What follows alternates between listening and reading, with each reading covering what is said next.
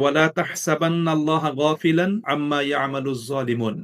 তোমরা মনে করো না যে আল্লাহ তাআলা গাফেল, যে আল্লাহ জানেন না, অথবা জানলেও তিনি অমনোযোগী, বেখেয়াল। এটা তোমরা মনে করো না। কোন ব্যাপারে?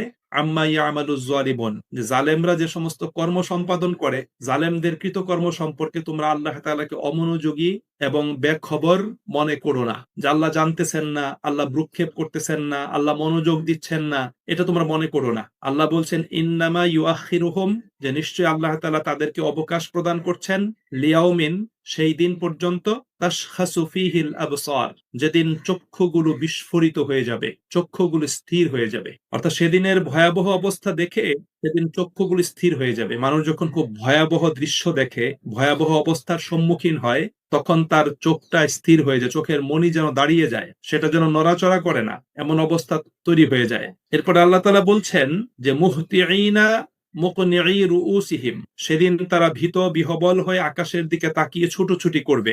লা ইয়ারতাদ্দু ইলাইহিম তরফুহুম, এবং নিজেদের দিকে ফিরে তাকানোর কোনো সুযোগ তারা পাবে না, অর্থাৎ তাদের দৃষ্টি তাদের দিকে ফিরবে না। ওয়া আফইদাতুহুম হাওয়া, এবং তাদের অন্তরটা হবে উদাসীন। এখানে প্রথমত কাফের মুশরিকদের কৃতকর্ম সম্পর্কে আল্লাহ তাআলা গাফেল নন সে কথা বুঝিয়েছেন। দ্বিতীয়ত আল্লাহ তাআলা তাদেরকে অবকাশ প্রদান করেছেন, অবকাশের কথা বলেছেন। তৃতীয়ত কিয়ামত দিবসের প্রাথমিক যে ভয়াবহ অবস্থাটা, সে ভয়াবহ অবস্থাটা আল্লাহ রাব্বুল আলামিন এখানে তুলে ধরেছেন।